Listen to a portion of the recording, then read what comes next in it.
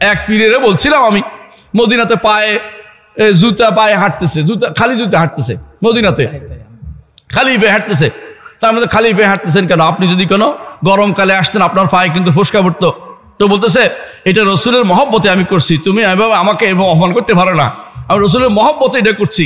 তাই বলতে আপনি রসুলের মহব্বতে এটা করছেন, দুলাগুলি নিয়ে রসুলের মসজিদটাকে তো পূরণ করে দিচ্ছেন, ভর্তি করে দিচ্ছেন, এটা কোন মহব্বত আপনার? এই এটা বলতে পারো না তুমি। আমি বলছি আপনি যে সমস্ত কথাগুলি বলছেন সবগুলি একদম বাজে। উনি কি করে কতক্ষণ উঠে, হ্যাঁ আপনার নাম শুনছেন, আমার সওয়ালফি সাহেব, সওয়ালফি সাহেব বুঝেন কিনা? সওয়ালপুর, হ্যাঁ শাহপুর আর কি, আমি বলতে সওয়ালপুর করতে ছাগলপুর, শাহপুর কহেরা সওয়ালপুর করতেছি, কারণ কিসের শাহ? এরা সব শাহ আর আমরা সব কি? হ্যাঁ আমরা সব কি? ওর যে বাদশাহ, আমরা কি? হ্যাঁ আমরা প্রজা না? বাদশাহ বুঝেন না? শাহ অর্থ তো বাদশাহ। এরা বাদশাহ হলে কোন দিন দেখবেন যে অমুক শাহ তমুক শাহ, ডাল শাহ, সাইল শাহ, সাইলে শাহর কোনো অভাব নাই, সবগুলি শাহ। এগুলি সবগুলি হচ্ছে চিশতিয়া তরিকা। আবার বলে চিশতিয়া, আবার চিশতিয়ার তরিকা কেন? চিশতিয়া আবার তো সাবেরই একটা বের হয়েছে, ওইটা লাভ দিয়ে উঠে উঠে কেবল ওইটা দিয়ে হাঁটে, এটা টানি টেনে বের করে টেনে নিচে নামায়। আবার হুজুরের গায়ের রূপ দিয়ে পড়ে, হুজুর মহা খুশি, আমার দরবারের পাগল। ও তোর দরবারে পাগল হইতে কইছে কেডা? হ্যাঁ আমি দেখছি দামতি ভরি, দামতি একটা আপনাদের এখানে আছে কাছেই, উনি আবার রাগ করে আমার পথে ধরে কিনা আল্লাহ জানে ওরা। আচ্ছা যাক, ও দামতির হুজুরের ওখানে কয়জন থাকে? কি কয়? হ্যাঁ কাছাকাছি দামতির হুজুর কয়টা এখানে কয়টা আছে? আমি দামতি দরবারে কুত্তা কুত্তা হয়েছে কে? তুই তো কুত্তা হইতে গেছিস কেন? আশরাফুল মখলুকাত তুই কুত্তা হইবি কি জন্য? তোর কুত্তা হয়েছে গেছে কেনা? দামসি দরবারে বলে কুত্তা আসে, কু তো বলা মানে কু মানে আসো কুত্তারা ডাকতেছে, তুমি তো কুত্তা, তোর কুত্তারা ডাকবে না এইভাবে। ও দরবারের ভিতরে যেগুলি ফলে থাকে এগুলি শয়তান ছাড়া কিছুই না। কারণ আপনি কোনো একটা আশা নিয়ে পড়ে আছেন, আপনি যদি মনে করে থাকেন আপনার পিসাব হাসরের দিন আপনার কোনো উপকার করবে, আপনি পুরা ভুলের মধ্যে আছেন। সেদিন মুহাম্মদুর রাসূলুল্লাহ সাল্লাল্লাহু আলাইহি ওয়াসাল্লাম ছাড়া কোনো ব্যক্তি বলবে না যে আমি অমুকের জন্য কিছু করব, সবাই বলবে নাফসি নাফসি। এমনকি নবী রাসূলগণ প্রত্যেকে বলবে নাফসি নাফসি। সহিহ হাদিসে এটা আছে। এর অর্থ হচ্ছে অবশ্যই আমার নফস নিয়ে আমি বিবেচনা, কারো জন্য কিছু করতে পারবে না। কেউ যদি মনে করে হাসরের মাঠে হুজুরে নিয়ে আসবে কি? জাহাজ নিয়ে আসবে, জাহাজ নিয়ে আসবে। একজনে কইতেছে হুজুরে জাহাজ নিয়ে আসবে, আমি স্বপ্নে দেখছি যে আমার বলতেছে যে এই জাহাজে কারা কারা উঠবে। বলছে আমি বলি আমি উঠবো। বলে না না তুমি তো উঠতে পারো, তুমি তো ওনাদের ভালোবাসো না। কারণ আমি তো ভালোবাসি না, তবে ওনাদের কাছাকাছি থাকি। আচ্ছা তুমিও উঠতে পারো, বুঝছেন? তবে দেখে পার করছে কেমন, দেখছেন তো? মানে কোন রকমের যেন দরবারের লোক বাড়ায় কেমনে। ওরা সারাদিন বসে বসে কারামত বানায়। এই কারামত আমাদের চোখের সামনে দেখি না আমরা, শুধু কেমন কারামত বানায় দেখবেন, সারাদিন কারামত বানায়। অমুক হুজুরে বলছে আমার দাদা হুজুরকে দেখছেন, দাদা হুজুর ক্যাবলাও বলে, আবার আমার দাদা হুজুর ক্যাবলাকে দেখছেন, তিনি পানির উপরে নামাজ পড়তেছেন। কে ডাঙ্গার কি অভাব হয়েছে?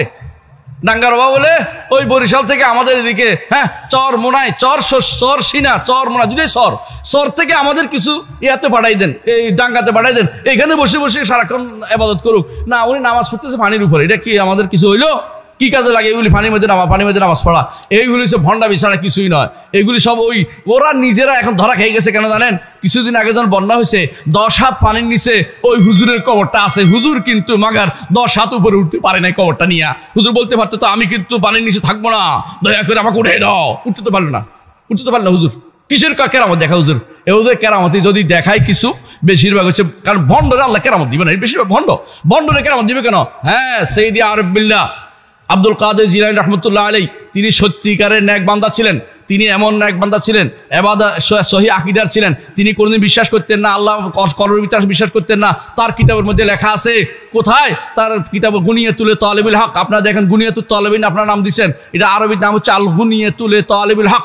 ওই কিতাবের মধ্যে তিনি স্পষ্ট বলে দিয়েছেন আল্লাহ তাআলা আরশের উপর আছে। কোথায় আল্লাহ? কোথায়? আরশের উপরে। কে বলেছেন? আব্দুল কাদের জিলানী রাহমাতুল্লাহ আলাইহি। আর এরা বলে আমি আমার কলবের দিকে মুতাওয়াজ্জি আছে, মানে কলবের ভিতরে আল্লাহ আছে। এই জন্য বুঝেন না আপনি কথাটা, কলবের ভিতরে মুতাওয়াজ্জি আছে। আবার কি করে কলব সাফ করে? কলব সাফের এই সিস্টেমে কলব কেমনে সাফ করে? ধাক্কা দিয়ে দিয়ে কলব সাফ করতেছে, ময়লা দূর করতেছে। বুঝেন না কথাটা? কলব সাফ তো এইভাবে হয় না। কলব সাফ হয় কি দিয়ে?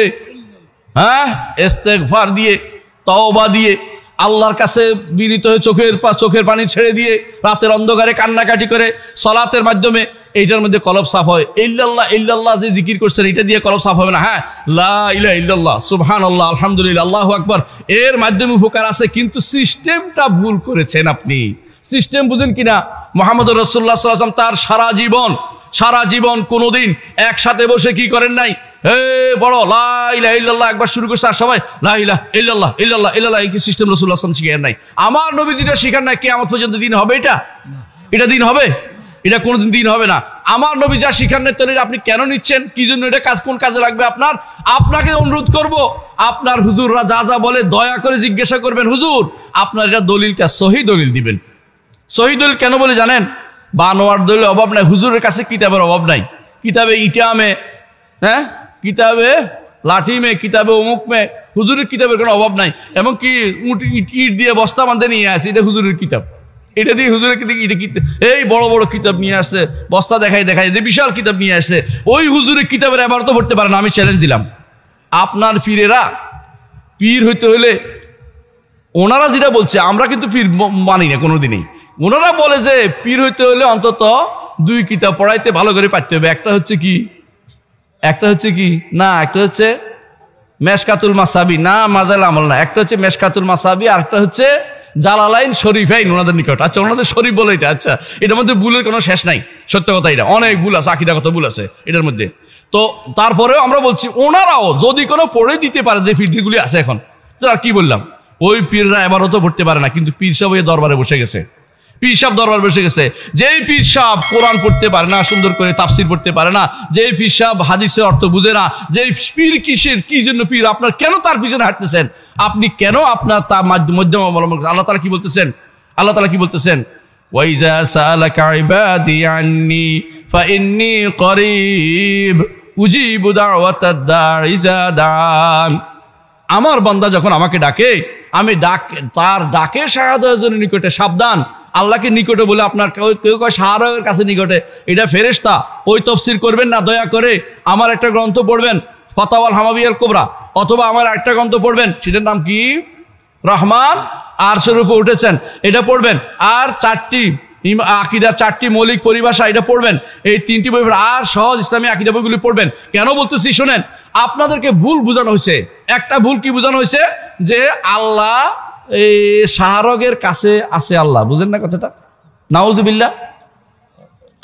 ইবনে কাসির দেখেন, ইবনে কাসির তো আমার মতো ওহাবি ছিল নাকি? হ্যাঁ, আমারও যে ওহাবি কন, ইবনে কাসির কি কই, ইবনে কাসির তো বহুত আগে গেছে গা।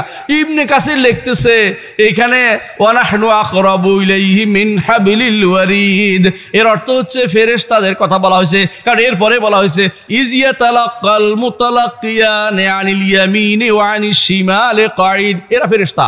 আগেও ফেরেশতা, পরে ফেরেশতা, মাঝখানে আল্লাহর কথা কেমন ঢুকাইছো? এর অর্থ নাহনু বলতে কাকে বুঝাইছে? আল্লাহ ফেরেশতাদেরকে বুঝায়। কারে? ফেরেশতাদেরকে বুঝাইছে। হ্যাঁ, এক জায়গায় শুধু আল্লাহ তাআলা করিব বলছে। কোন জায়গায়? ওয়াইজা সাআলাকা ইবাদি আন্নী ফাইন্নী করিব। যখন আমার বান্দারা আমার ব্যাপারে আপনাকে জিজ্ঞাসা করে, আপনি বলুন যে আমি নিকটে। কি হিসাবে নিকটে? উজিবু দাওয়াতাদ দাঈ ইযা দাআন। আমার বান্দা ডাকতে দেরি, আমি তার ডাকে সাড়া দিতে দেরি করি না। আল্লাহ তাআলাকে যখন বান্দা ডাকে একান্তে, চোখের পানি ছেড়ে দিয়ে আল্লাহ সাড়া দেয়। হয় তাকে তার প্রার্থিত জিনিস দেয়, না হলে তাকে সমপরিমাণ বিপদ দূর করে দেয়, না হলে তার জন্য আখিরাতে সেটার ব্যবস্থা করে রাখে। এটা সহিহ হাদিস দ্বারা রাসূলুল্লাহ সাল্লাল্লাহু আলাইহি ওয়াসাল্লাম আমাদেরকে জানিয়েছেন। এইটাও এই কথাগুলি সহিহ হাদিস দিয়ে বলতেছি। এর অর্থ হচ্ছে যে আপনি ডাকলেই লাভ। রাসূলুল্লাহ সাল্লাল্লাহু আলাইহি ওয়াসাল্লাম জীবনে কোনোদিন বলেন নাই যে আমাকে বা অমুককে, আবু বকরকে মাধ্যম ছাড়া তোমরা দোয়া করিও না, উমরের মাধ্যম ছাড়া দোয়া করিও না, সাবধান। এত বড় ওলি আল্লাহ থাকতে আবু বকরের চেয়ে ওলি আল্লাহ বড় কেউ আছে দুনিয়াতে? বলেন। নবীদের পরে শ্রেষ্ঠ মানুষকে আবু বকর রাদিয়াল্লাহু আনহু। আবু বকরকে কেউ বলতেছে না যে রাসূলের সাহাবীরা কেউ বলে নাই আবু বকরের ওসিলায় মাফ করে দেন। আবু বকরের ওসিলা আপনার কি লাভ? আবু বকর শ্রেষ্ঠ মানুষ, ওনার লাভ। আপনার লাভ হবে ওনাকে ভালোবেসে উনি যে এরকম আমল করছে এরকম আমল করলে। আপনি যদি মনে করেন যে ওনাকে ভালোবাসছি এখন আমি পার পেয়ে যাবো, তাহলে বলেন যে ভালোবাসার কারণে পার পেতে পারে, একটা সুবিধা আছে। কিন্তু যদি বলেন যে ওনাকে ভালোবাসছি আমল করি না এমনি পার পেয়ে যাবো, তাহলে ভালোবাসার দাবিতে আপনি মিথ্যুক। কারণ যদি যাকে ভালোবাসে তার অনুসরণ করে চলে মানুষ। ইন্নাল মুহিব্বা লিমান ইউহিব্বু মুতিউ। যে ব্যক্তি কাউকে ভালোবাসে তার অনুসরণ করে চলে, যে ব্যক্তি মুহাম্মদুর রাসূলুল্লাহ সাল্লাল্লাহু আলাইহি ওয়াসাল্লামকে ভালোবাসে তার অনুসরণ করে চলবে। আল্লাহ তাআলা কি বলেছেন? কুল ইন কুনতুম তুহিব্বুনাল্লাহ ফাত্তাবিউনি ইউহিব্বুকুমুল্লাহ। যদি সত্যি সত্যি আল্লাহকে ভালোবেসে থাকো তাহলে মুহাম্মদুর রাসূলুল্লাহ সাল্লাল্লাহু আলাইহি ওয়াসাল্লাম অনুসরণ করো, তাহলে আল্লাহ তাআলা তোমাদেরকে ভালোবাসবেন। আল্লাহ ভালোবাসবেন কিনা? আল্লাহ ভালোবাসা সত্য কিনা? একটা বিশাল গোষ্ঠী আছে আল্লাহর ভালোবাসার তো সওয়াব দেয়া বলে, আল্লাহর ভালোবাসা বিশ্বাস করে না, জানেন তো এটা? হ্যাঁ, তথাকথিত নিজেদেরকে কওমি নাম দিছে। আগে আমরা খারেজি বলতে আমার কওমি হুজুর বলে ওরা নিজেরা। আচ্ছা, এরা জাতীয় হুজুর, আমরা কি অজাতি বিজাতীয়? হ্যাঁ, এটা কোন ধরনের কথা? বুঝে না কথাটা? এই জন্য নামের মধ্যে সমস্যা। এরা কি করে, আল্লাহর সিফাতগুলো অস্বীকার করে বসে। যারা আল্লাহর সিফাত অস্বীকার করে তারা ইমানদার হয় কি করে?